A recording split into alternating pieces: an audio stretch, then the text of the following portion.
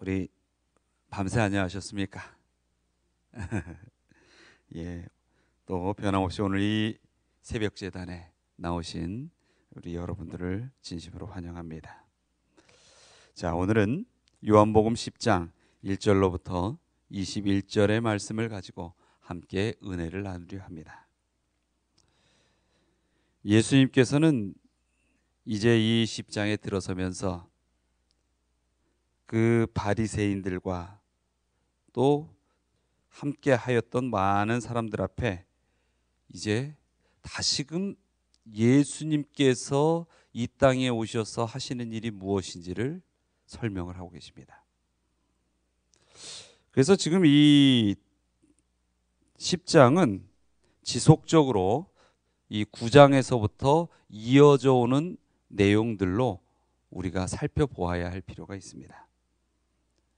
초막절 그 절기의 때에 계속적으로 이제 이어지는 일들이 그 예수님과 바리새인들 또한 백성들 사이에서 이제 이루어지는 일들을 보는 것입니다. 10장 1절에 보면 예수님께서 한 이야기를 들려주셔요. 그게 뭐냐면 갑자기 뜬금없이 양의 우리에 문으로 들어가는 자와 문으로 들어가는 자에 대한 이야기를 합니다. 이 양에 우리가 있어요. 근데 그 양의 우리에 주인은 그 양을 돌보는 사명이 있는 자는 어디로 들어간다는 거예요? 문으로 들어간다는 거예요. 그런데 여기서 우리가 그 들어가는 것에 대한 것은 이제 잠시 후에 좀 살펴봐야 하고, 가장 중요한 것은 뭐냐면 이 참 목자의 역할이 무엇인가라는 것입니다. 목자의 역할은 뭐 하는 거예요? 양을 돌보는 것이죠. 그렇죠? 그리고 양을 먹이는 것입니다. 그런데 도적은 그러면 양의 우리에 도대체 왜 들어갈까요? 그렇죠. 훔치고 죽이고 그것을 자신의 제물로 삼으려고 들어가는 이들이 이 강도인 것입니다.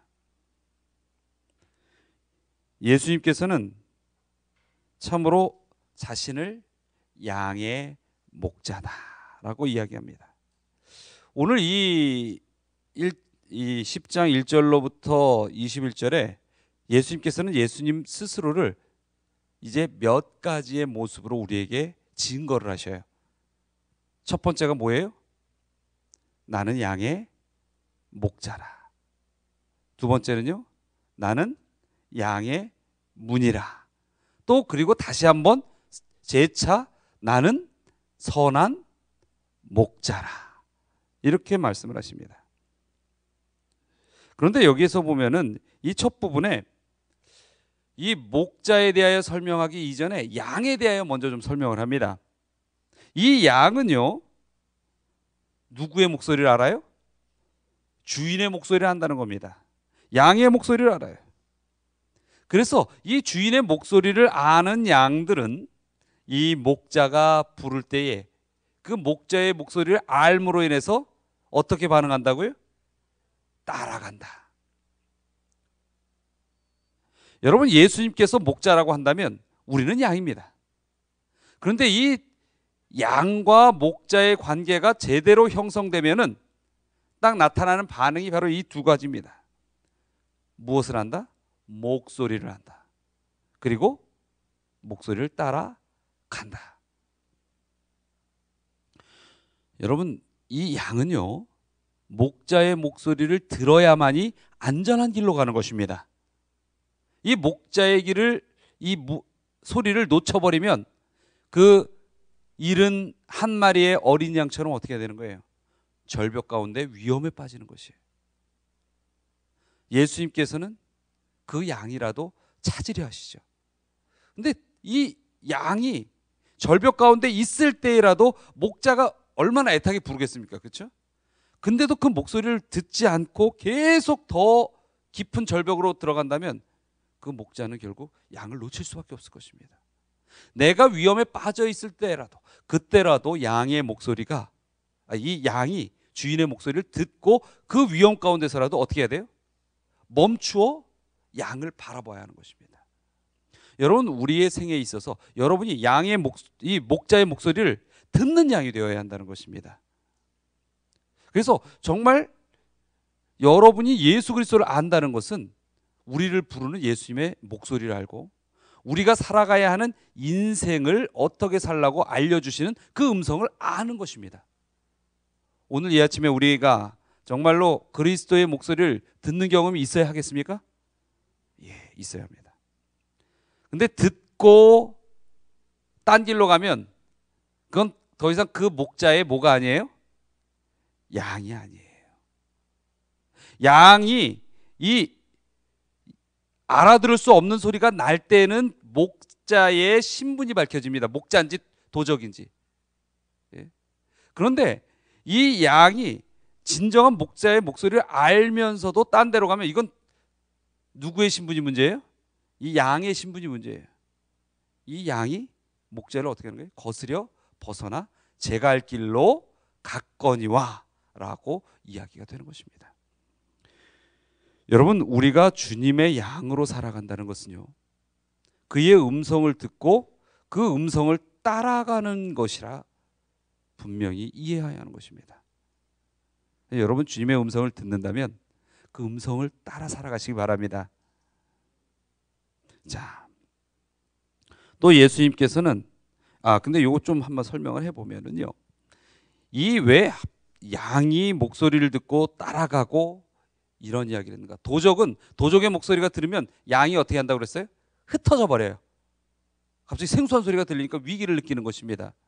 여기에서요, 실제적으로 이 목자의 소리를 듣는 이 양이 누군지 아십니까?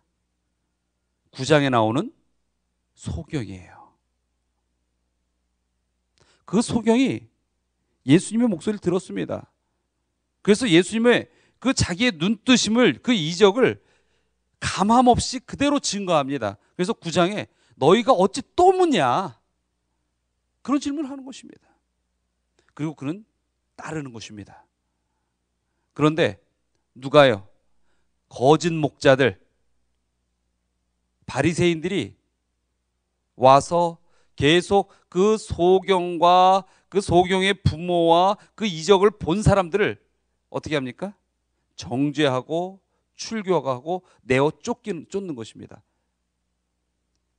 그래서 그 소경이 9장 마지막 부분에 보면 어떻게 됐다고 그랬어요? 9장 보면은 소경이 쫓겨나죠. 예? 바리새인들이 쫓아내버리죠. 더 이상 듣기 싫다. 쫓아내는 것입니다. 그러나 이것은 쫓아내기 이전에 더 이상 그 바리새인의 양이 되지 않는 것입니다. 그것은 바리새인들이 무엇이었기 때문에? 도적이었기 때문에 그러신 겁니다. 여러분, 이 교회 안에서도요, 도적이 들겠습니까? 안 들겠습니까? 듭니다. 왜 들까요? 딴 데는 훔칠 게 없죠. 그렇죠? 그리고 저 들에 있는 아무 주인도 없는 야생 양들이 있다면 그거를 잡는 거는 도적입니까? 아닙니까? 그건 도적이 아니에요. 주인이 있는 양을 훔치러 오는 게 도적인 것입니다. 사단이 이 악한 영을 통하여 하나님의 교회 안에 끊임없이 무엇을 보냅니까? 도적을 보냅니다. 여러분, 우리가요, 여기서 영적 교훈을 얻어야 합니다. 자칫 우리가 이 하나님의 우리 안에서, 이 목장 안에서 분란을 일으키고 이 부정적인 상황을 만들고 우리가 고통을 만들어낸다면 우리는 이 바리새인과 같이 주님의 목장을 해야 하는 뭐가 되어버려요? 도적이 되어버린다라는 것입니다. 그러나 여러분, 이 하나님의 목장에는 도적이 들 수밖에 없어요. 그것이 선악간의 대쟁투라는 것입니다. 결코 이 사단이 하나님의 목장을 그냥 두지 않는 것입니다. 그래서 요즘 보면은 우리가 이제 소그룹하며 이렇게 할 때에 구역반들을 다른 말로 쓸 때 목장이라는 표현을 쓰죠. 그걸 이제 워낙 개신교회가 많이 쓰니까 어느 땐 좀 괜히 거부감이 나타나요. 그런데 실제로 이 목장이라는 것은 성서적 개념입니다. 예. 그래서 목장을 관리하는 우리가 그리스도의 음성을 가진 목자가 되어야 한다라는 것을 배워가는 것이 또 이런 제자 훈련이에요. 이 하나님의 목장이 지켜져야 합니다. 왜냐하면 하나님의 목장은 태초로부터 끊임없이 뭘 당한다고요? 침노를 당하기 때문입니다. 이 침범을 당한다는 것입니다. 도적들로 인하여. 그래서 우리에게 있어서 이것은 참 중요한 것입니다. 여러분, 근데 이 지금 초막절이 지나고 나서 유대의 또 하나의 절기가 다가옵니다. 그게 무엇이냐면 수전절입니다. 이 수전절이라는 것은요, 이 하나님의 성전을 깨끗게 한 그러한 어떤 유대의 역사 속에서 나오는 것이 수전절이에요. 근데 이 수전절 앞에 꼭 읽는, 수전절이 다 가까워진 그 직전의 안식일에 이 유대인들은 성전에서 딱 읽는 책이 있었습니다. 그게 뭐였냐면 에스겔 34장이에요. 이 에스겔 34장은 목자와 양에 대한 선언입니다. 그래서 여러분이 오늘 이 요한복음 10장을 잘 이해하려면 에스겔서 34장을 한 번쯤은 볼 필요가 있어요. 이 에스겔서 34장을 깊이 설명할 시간은 없기 때문에 한번 제가 쭉 읽어드리도록 하겠습니다. 1절부터 6절까지만 2절부터 6절까지만 한번 읽어볼 텐데, 진정한 목자가 무엇이고 양은 어떤 것인가 라는 걸 한번 들어보시기 바랍니다. 그리고 이 34장 전체가 이 목자와 양에 대한 이야기입니다. 그래서 이 에스겔서 34장을 잘 이해하면 우리가 예수님의 사역과 그의 백성된 삶에 대한 것을 한번 우리가 깨달을 수 있는 것입니다. 에스겔서 34장 2절입니다. 인자야, 너는 이스라엘 목자들을 쳐서 예언하라. 그들 곧 목자들에게 예언하여 이르기를, 주 여호와의 말씀에 자기만 먹이는 이스라엘 목자들은 화 있을진저 목자들이 양의 무리를 먹이는 것이 마땅하지 아니하냐. 너희가 살찐 양을 잡아 그 기름을 먹으며 그 털을 입되 양의 무리는 먹이지 아니하는도다. 너희가 그 연약한 자를 강하게 아니하며 병든 자를 고치지 아니하며 상한 자를 싸매어 주지 아니하며 쫓긴 자를 돌아오게 아니하며 잃어버린 자를 찾지 아니하고 다만 강포로 그것들을 다스렸도다. 목자가 없으므로 그것들이 흩어져서 모든 들짐승의 밥이 되었도다. 내 양의 무리가 모든 산과 높은 맷뿌리에마다 유리되었고 내 양의 무리가 온 지면에 흩어졌을 때 찾고 찾는 자가 없었도다. 그 뒤에도 쭉 나오는데요. 이 말씀이 뭡니까? 예수 그리스도께서 우리의 목자신데 예수님의 이 피와 몸으로 세워진 교회에 하나님께서 그 예수님의 사역을 할 목자들을 어떻게 한다고 그랬어요? 계속적으로 보낸다고 그랬어요. 근데 이 땅에 이 목장들이 목자들의 역할을 잘못 바라봄으로 인해서 또 잘못된 이 땅에 지도자들이 나타남으로 해서 어떻게 된다는 거예요? 흩어져 버린다 라고 하는 것입니다. 여러분, 하나님의 이 목장이 잘 지켜져야 할 필요가 있는 것입니다. 그래서 이 하나님의 목장이 예수 그리스도를 참 목자로 여기고 그 예수님의 이 사역을 이어받은 진정한 목자들이 교회에 있어야 한다는 것입니다. 그래서 여러분, 이 혹시라도 교회에 무슨 일이 있어도요, 정말로 그 목자가 참 목자의 상을 잃지 않도록 기도하셔야 돼요.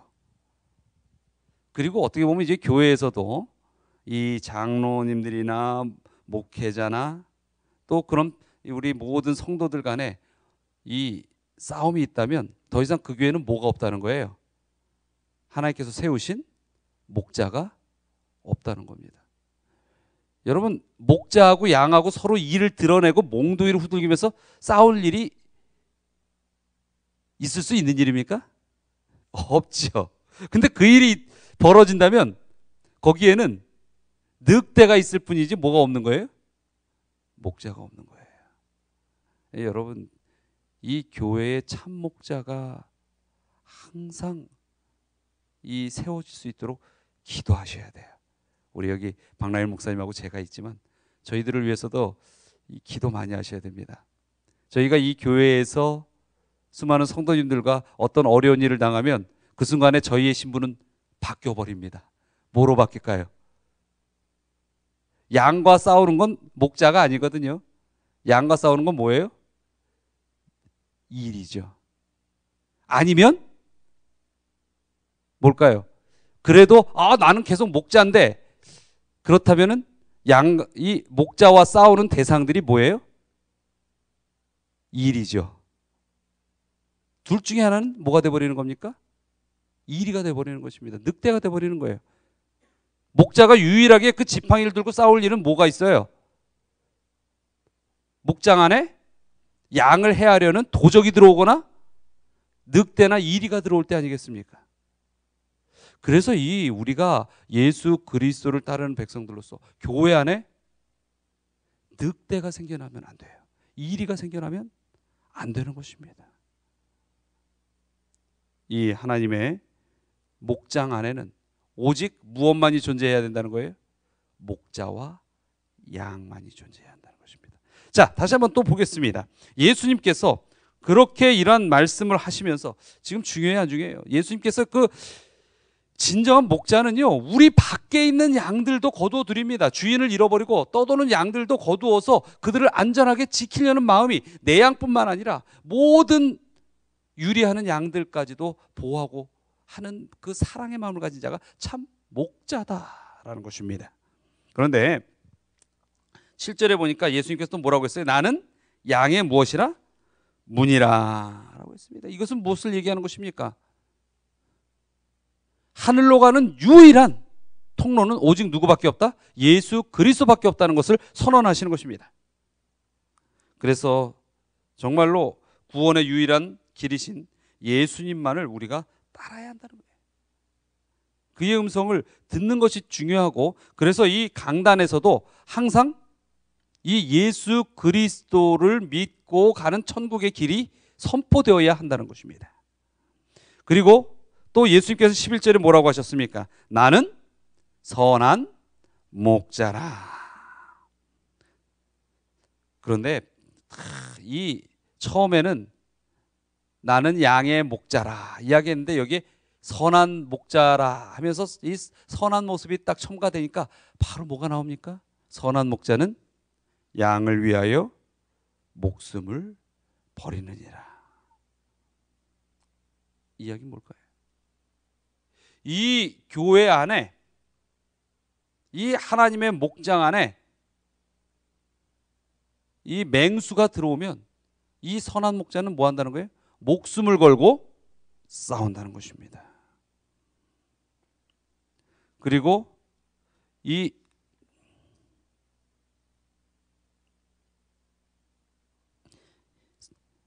양을 위하여 죽는 것의 특징이 있고 또 하나의 특징이 있는데, 그 또 하나의 특징은 뭐냐면 양을 친숙히 안다는 것입니다. 14절에 그랬죠. 나는 선한 목자라. 내가 내 양을 알고 양도 나를 안다. 여러분, 우리를 낱낱이 하시는 분이 예수 그리스도이십니다. 그분이 우리의 일을 모른다라고 이 마음에 여기고 실망하지 마시기 바랍니다. 그리고 그 우리를 하시는 예수님께서 우리를 위하여 무엇까지? 목숨까지 기꺼이 버리신다는 것입니다. 여러분이 정말 이 땅에서 지금 살아가면서 필요들이 있을 것입니다. 그 필요를 주님께서 하시는 것입니다. 주님께서 우리의 삶에 그렇게 역사하시고 우리를 이끄시는 것입니다. 그리고 밖에서 떠돌며 갈 길 모르는 양들도 예수님께서는 부르시는 것입니다. 그런데 아까도 말씀했지만은 그 양들이 이 목자의 목소리를 뭐 해야만 해요?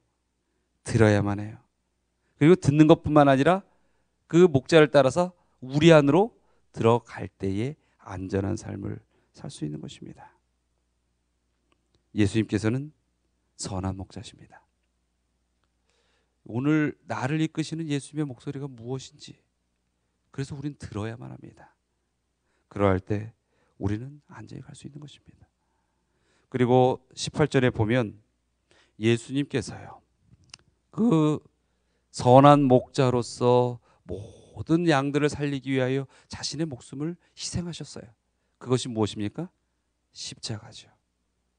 그런데 이 십자가에 대한 커다란 오해가 있었습니다.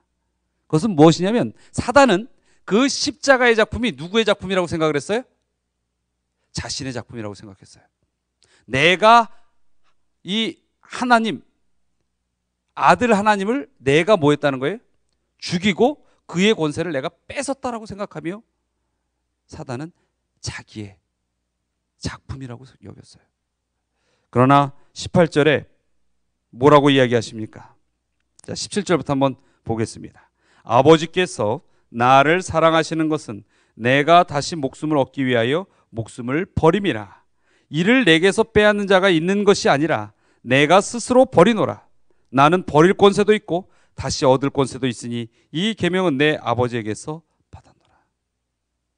예수 그리스도께서 십자가에 가신 그 길은 사단의 힘에 눌려서 그렇게 된 것이 아니라 무엇이라는 거예요? 스스로 우리를 사랑하셨기 때문에 자신의 생명을 버리는 고통을 감당하고서 모든 양들을 얻기 위한 예수님의 결이었어요. 아버지와 의논하면서 결정된 아버지의 의지였습니다. 여러분, 그래서 이 십자가는요, 예수님께서 스스로 짊어지신 것입니다. 가룟 유다가 팔아서일 뿐이 아니라 수많은 백성들이 예수님을 향하여 돌을 던졌기 때문이 아니라 그러한 일이 일어날 줄 알면서도 예수님께서 스스로 감당하신 것입니다. 예수님께서 결코 이 세상의 어떤 힘에 의해서 이끌려가거나 패배하지 않으십니다. 단지 예수 그리스도의 사랑만이 그 모든 길들을 감당케 하고 가게 하셨다라는 것입니다. 여러분, 마찬가지입니다. 이 땅에서요, 하나님의 백성들의 길을 이끄는 것은 그 음성을 듣는 백성들에겐 오직 주님의 뜻만이 이루어질 수 있는 것입니다. 이게 능력이고요, 이게 축복입니다. 무엇만 하면? 듣고 따르기만 하면 모든 것을 하실 수 있고 스스로 그 하나님의 권세로 예수 그리스도의 사랑의 그 능력으로 우리의 생애에 임하겠다는 약속을 하시는 것이 오늘 이 아침에 주시는 주님의 음성입니다. 여러분, 정말로 오늘 주의 음성을 들으시기 바랍니다. 우리 귀에 세상의 소리가 너무나 많이 들립니다. 그 세상의 소리를 좀 끊고 주님의 음성을 들어 음성을 따라 살아갈 수 있는 우리 오늘 하루의 생애가 되시기를 간절히 바랍니다.